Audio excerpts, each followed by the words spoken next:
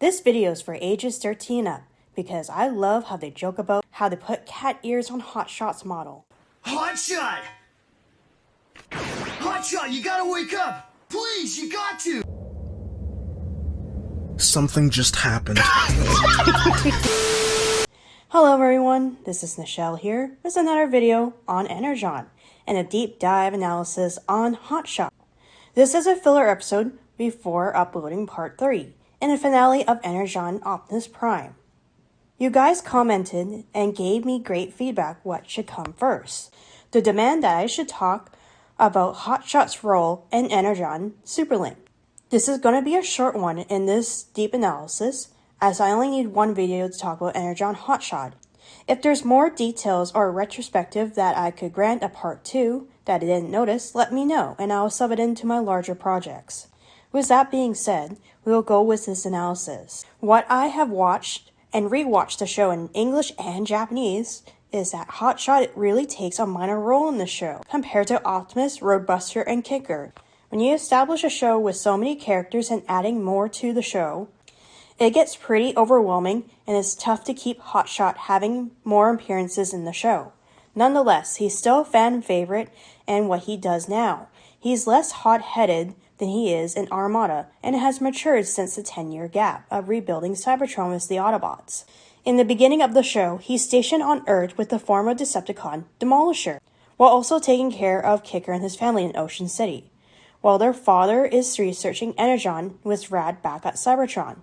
It's implied he took care and watched over Misha as well. It is sad people aren't talking enough the feats of Hot Shot as people just talk about how bad the animation or the overarching story. People need to talk about the characters and how they are doing. It is something that I enjoy about this series, is when they get an appearance in the show. They do what I expected of them. Hot Shot's no different, yet he has always been the same as he's always been.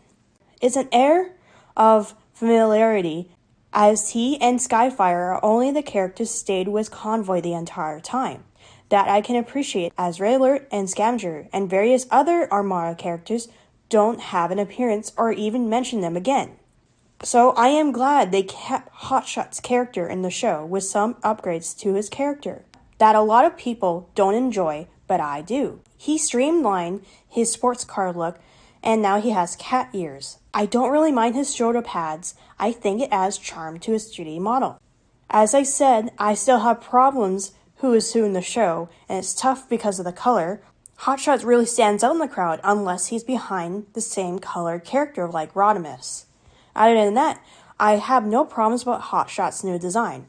Any joke on this if you watch the Japanese version of the show, as his design makes him unable to hide behind objects because of his giant shoulder pads. And Convoy hilariously called him out on this. And Rodimus calls his helmet piece cat ears. And Hot Shot just calmly says yes, which is funny. He has the same relationship with Optimus Prime, as nothing has changed between them, except Optimus has more respect for Hot Shot as a reliable ally to him. He will help him all the way through his goal first. As I don't want to ruin your experience in this show, as you should go into Energon or Superlink with low expectations. They do have some silly moments and very heartfelt as well. If you watched through the previous season, it adds extra weight to the show. And yes, he has toned down his personality. It doesn't change the fact that Hot Shot still cares about Convoy's well-being and is willing to do whatever it takes to get Convoy's needs met to his standards. With that all in the way, let's talk about his friendly relationship with Demolisher, with the time that they spent together. Even though the time skipped, I honestly believe Demolisher is like a younger brother to Hot Shot. It was a missed opportunity to develop their brotherhood just for Demolisher to betray and die for the Decepticon cause, which I will never forgive as much as I hate the treatment they did to Starscream. Whatever I can gather on Hot Shot's relationship with Demolisher, he still hates Hot Shot and the other Autobots to put him in this position to defend Ocean City. Demolisher is so quirky and sometimes goes out of focus sometimes. He needs an order to do a task. He never had ill will against Hot Shot and the humans on Earth. He's just a confused individual who needed guidance, and he knows the Autobots weren't adjusting to his needs. Even with Kicker trying to convince Demolisher not to do that or relapse to work for Galvatron again, it wasn't enough to convince, as he is with a bad crowd anyways, to influence his harmful behavior. When Megatron came back as Galvatron, Demolisher wants someone to appreciate him, and neither Hot Shot, Kicker, and Convoy could supply him that. It could be that Demolisher's Decepticon code override his true thoughts. Maybe if we got a few more episodes or a few more scenes right before Demolisher defects, we might get a better understanding why Demolisher did what he did. Hot Shot's really one of the most chillest characters in Energon Superlink series. He understands what he wants and is able to get it. Early on in the series, when Demolisher's still with the Autobots, he has to learn to have a benefit of a doubt mindset like Optimus has for everyone else. He believed in Demolisher could change and stay on the path of good. If he wasn't taken out by Galvatron early in the episode, he would influence Demolisher and help protect the door in Ocean City. The stars align itself that at this point was a perfect opportunity for Galvatron to make his move. Hot Shot would have saved Demolisher from that decision if he didn't. Got himself severely injured. I really do want to talk about this scene in full in a more analysis video. They really didn't have to do this, and I hate how Studio Taz did this just to have more villains in the show. The other thing that I have noticed is Hot Shot's relationship with Kicker and Misha. I love how the show glances on that fact, yet he took care of them. What isn't shown, he developed a big brother bond with the two of them, and it just feels natural. It's honestly a fresh of air as Misha talks with him that Kicker worries for her and as he cannot be around sometimes. And Hot Shot is there to be there for them, to explain why Kicker is a little overedged to protect Misha, while she talks about her own feelings for Kicker and her own fascination with the research of Energon. He is so supportive of the two of them, and he does whatever it takes to achieve that dream. That is something the show doesn't talk about, is the mission to defeat the evils in the universe and how much everyone goes through to achieve the goal no matter what. Lastly, I do want to talk about more on his relationship with Roadbuster, which I kind of just felt that should be talked more in the Roadbuster video analysis, as Hot Shot genuinely reassures him. Roadbuster is possibly one of the most underrated Transformers character in the franchise, and that is my opinion if you watch the original Superlink of the show, and when he gets his own videos. He does care about Hot Shot, as he views him as an Autobot to aspire to. The people he influenced after the 10-year gap gave the opportunity, like Roadbuster, to quickly join Optimus' team and fight in battle alongside. Hot Shot officially stationed himself on Earth and has to watch over the former Decepticons, Tidal Wave, Cyclonus, and Demolisher. Earlier in the show, he did have some close calls to defend the desert base from a Terracon attack and getting himself severely injured and got his arm cut off screen by Galvatron. As much as I want to talk about the scene in full, I will talk more in the Roadbuster video. But know this, that even after the time gap, everyone, even Kicker, still values the safety of Hot Shot, as he is a very valuable member on the team. Hot Shot still worries for Convoy since the previous season, also wants to support Convoy, and he knows going alone in fights is a bad idea. He will always follow orders on what is necessary to win fights. However, in this season, Convoy is hinting in a few scenes towards Hot Shot that he truly hide his own feelings to not scare Hot Shot. Even though, like in the previous season, Hot Shot would allow Convoy to die for everyone else's sake, and he will never allow for Convoy to do it again. He really does care about the people who are on his side. There's other moments too, but I would save that for the other video. He is pretty minor character in the Energon show, but at least him and Skyfire were saved from being heavily mistranslated like the human characters in Energon. Although there may be a few cuts out and funny moments, but his spirit of his character is one-to-one from the previous season, which I can appreciate that. Of course, he does keep his mature role in this season, but he has his time to improve his skills. His mission on helping Convoy and defeating the last bit of Unicron is a sign that he will follow Convoy until he no longer exists. His hot-headed personality has toned down since Armada, But it's not forgetting Unicron's terrifying influence on Hot Shot, as he sensed him first, or a piece of Unicron disguised as an asteroid. It could be Unicron's effect is not on Convoy, but also Hot Shot, Skyfire, and possibly other Cybertronians, but seems to be a radius effect. The closer you physically are, and how long to Unicron, the more you fall into darkness. Even Hot Shot could not resist the influence that would chain him closer to Unicron. We already know this from the Eldritch themes. Maybe we are ignorant, and that's fine to live that way, but ignores the fact and the truth of the world. Him recognizing Unicron, or even a piece of him, tells the audience he never forget the 10 years since Unicron's defeat. He wants to fall ignorant and live bliss like everyone else. However, it is tough to let those moments go, and that terrifies Hot Shot. Once Hot Shot knows, and it's tough to decide what she should do with the information. His mission hasn't changed since Armada, and it holds true in his heart. As much as he wants to believe in Convoy and do the right thing, and finally defeating the evils in the universe, he does have a version of humanity, and he will always keep learning to exceed in Convoy's goal, to annihilate every last piece of Unicron. He's maybe a trained warrior, but he always tries to find ways to improve himself. So he's very excited to be working with the famous Rodimus Convoy. Rodimus in this season is a fairly interesting take on his character. Compared to G1, he's a lot more serious and less goofy.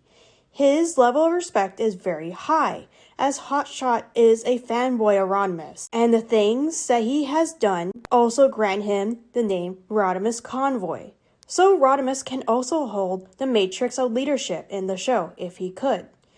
But we know this for Hot Shot's character is so well respected that he started acting like Optimus, and that's why Optimus trusts him so much in the show. Rodimus Convoy made his name during the Civil War between the Decepticons and the Autobots to fight, and his speech for peace created an era of Autobots, increased their sovereignty to live in a world where they need peace. They must protect their home and not in ruins. Rodimus' story is taught within the younger generation of Autobots, and it influenced Hot Shot, which makes so much sense the way he acts back in the previous season.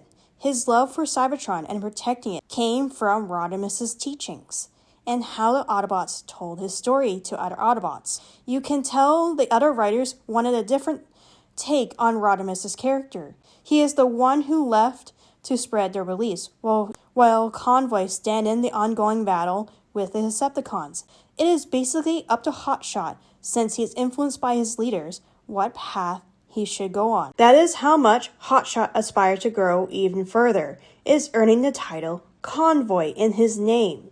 There's a lot of times in their partnership, and their chemistry is great, and it increased further since the bonus episode. And that episode is placed around the endgame episodes.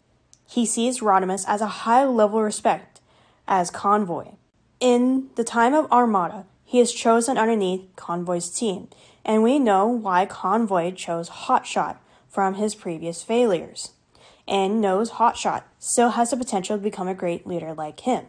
At first, it's crazy for Rodimus to vouch for Q, but everything settles down, and the two developed a relationship. Although a little bit of fanboy on Hot Shot's side, he desires to be a great leader like Optimus and Rodimus.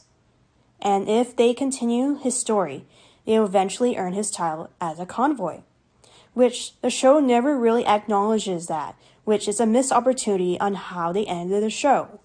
What I've known, and I have rumors on this, and don't quote me on this because I have no credit on it, there were plans for a trilogy Studio Task was making. But knowing what happened and the studio changes, there was no plans for a finale of the show, as they could have been scraped for that. However, I do have hope for this canon to have a finale movie, and see if Hot Shot will finally earn his title as a Convoy.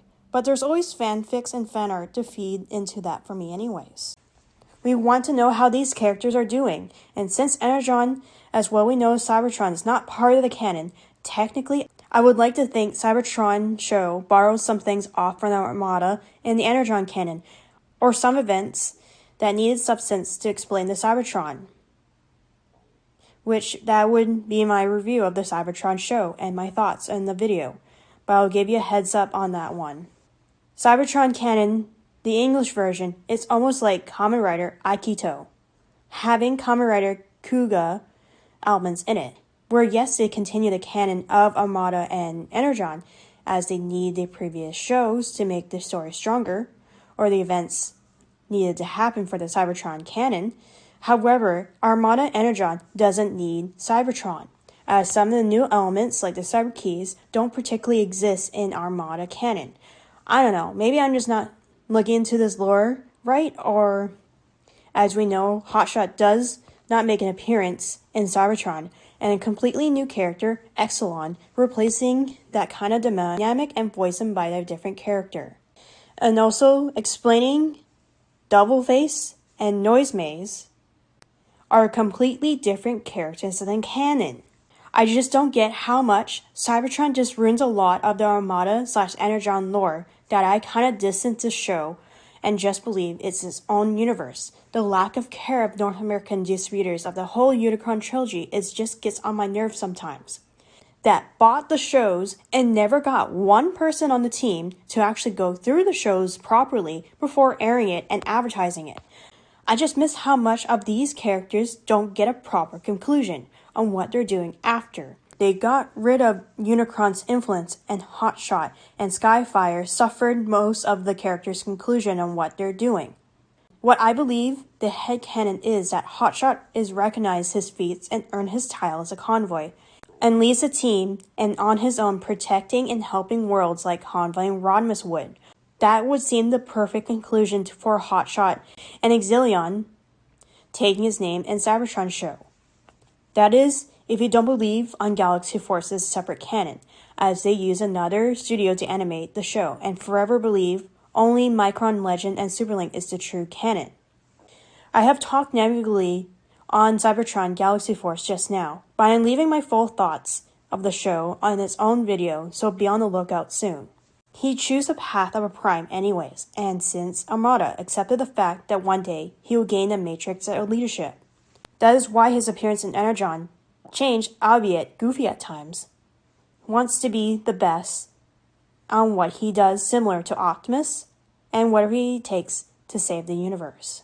I guess that's all I need to say about Hot Shot's character in Energon. Unless there's some other things I missed, it would be posted on my other channel discussing the little and mundane things. You all have a nice day, and wherever you are, I'll see you soon in the next video. Goodbye. Bye-bye.